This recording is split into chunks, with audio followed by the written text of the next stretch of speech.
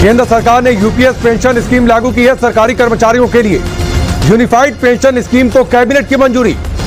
Basic salary का 50% निश्चित pension मिलेगा। 25 साल अगर काम करते हैं तो पूरी पेंशन का लाभ मिलेगा। 10 साल में नौकरी छोड़ने पर 10,000 पेंशन। केंद्रीय कर्मचारियों की भी बल्ले बल्ले। केंद्र की मोदी सरकार ने आपके लिए जारी की बहुत बड़ी शानदार खुशखबरी, क्योंकि अब आपको एनपीएस की जगह मिलेगी यूपीएस पेंशन। यूपीएस पेंशन अगर बात करें 2004 के बाद रिटायर्ड हुए कर्मचारियों के लिए क्या है ये विकल्प, जिसमें कैसे आपको कितना फायदा मिलेगा, क्या आपको ओपीएस जैसा यूपीएस में फायदा मिलेगा। तो सरकार ने यूपीएस को यानी कि मंजूरी दे दी है, तो ये लाभ आपको कैसे मिलेगा और किन कर्मचारियों को मिलेगा, इसके लिए आपको क्या करना होगा, तो सारी जानकारी आज के इस वीडियो में डिटेल से देखने को मिलेगी। आखिर यूपीएस पेंशन क्या है, इससे कर्मचारियों को कितना लाभ होगा।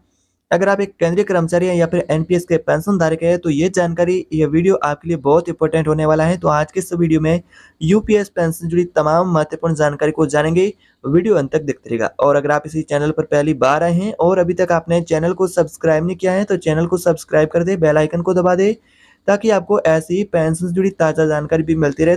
अगर बात करें यूपीएस पेंशन की, तो यूपीएस पेंशन को सरकार ने यानी कि 24 अगस्त को लागू किया था।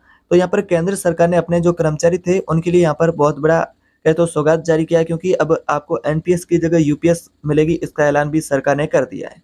तो कर्मचारी पहले से यानी कि जो एनपीएस का फायदा ले रहे थे, अब उनको यूपीएस का भी फायदा मिलेगा। तो यूपीएस में सरकार का जो योगदान होगा वो पहले यानी 14% का योगदान सरकार करती थी एनपीएस में। अब बजट के ऐलान के बाद यहाँ पर अब आपको यूपीएस में जो यानी कि योगदान किया जाएगा वो 18.5% होगा। ये योजना 1 अप्रैल 2025 से लागू होगी।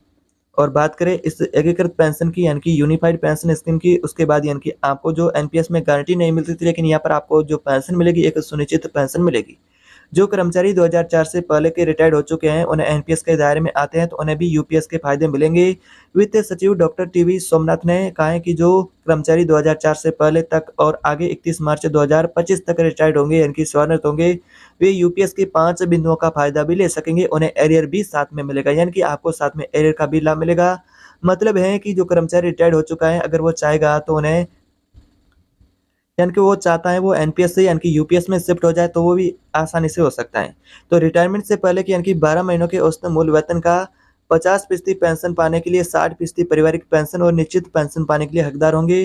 तो उन्हीं के पास एनपीएस और यूपीएस में से किसी को चुनने का विकल्प होगा, यानी कि आपको या तो आप चाहे तो अपनी इच्छा के अनुसार यूपीएस को सिलेक्ट कर सकते हैं या फिर एनपीएस को भी रहने दे सकते हैं। और यहाँ पर बात करें तो यहाँ पर आपको एरियर भी साथ में मिलेगा। वित्त सचिव डॉक्टर टीवी सोमनाथ ने कहा है कि जो कर्मचारी 2004 से अब तक और आगे 31 मार्च 2025 तक रिटायर्ड होंगे, तो वे यूपीएस का फायदा ले सकेंगे आसानी से। उन्हें साथ में एरियर यानी कि मिलेगा और वो राशि भी उन्हें मिल चुकी है, तो उनकी गणना भी मुताबिक की जाएगी और रकम उनको एडजस्ट होगा। और सरकार ने एरियर के लिए 800 करोड़ रुपए यानी कि रखे हैं। तो यहाँ पर केंद्र का यानी कि बहुत बड़ा ये सरकार का ऐलान होने वाला है कि योगदान बढ़ेगा केंद्र सरकार का। उसके बाद अतिरिक्त भार है वो भी वहन करने के लिए वार्षिक आधार पर सरकार ने 6250 करोड़ रुपए भी रखे गए। तो उसमें एरियर की कैसे गणना होगी, तो वित्त सचिव डॉक्टर टीवी सोमनाथ ने कहा है कि 2004 से अब तक 20 साल का समय गुजर चुका है। इस दौरान एनपीएस के तहत रिटायर्ड होने वाले कर्मचारी बहुत संख्या उनकी ज्यादा नहीं है, और इनका रिकॉर्ड भी सरकार का यानी कि पेंशन धारक उनका रिटायर्ड हुए उनका रिकॉर्ड सरकार के पास है।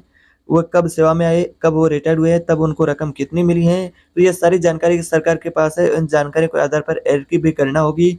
तो क्या सरकार नई पेंशन स्कीम है जिसमें आपको ब्याज सहित मिलेगा धन की राशि। तो यूपीएस के तहत अगर किसी कर्मचारी का एरियर बनेगा तो उसे पर ब्याज भी उनका भुगतान सरकार करेगी। उनको यानी कि गणना के मुताबिक ब्याज भी जोड़कर जितना एरियर बनेगा उतना उनको दिया जाएगा। और डॉक्टर सोमनाथ ने कहा है कि अगर पहले सेवानिवृत्त हो चुके हैं तो कर्मचारी यूपीएस अपनाते हैं और नए सिरे से यानी कि गणना के बाद उनका कोई एरियर बनता है, तो उनको एरियर पर पीएफ की दरों से यानी कि ब्याज भी मिलेगा। अब यानी कि जो पीएफ पर ब्याज दर है 7.1% से सालाना, उसके हिसाब से आपको लाभ भी दिया जाएगा। तो ये आपके लिए यूपीएस पेंशन है जिसका आपको फायदा मिलेगा, जो कि अप्रैल 2025 से।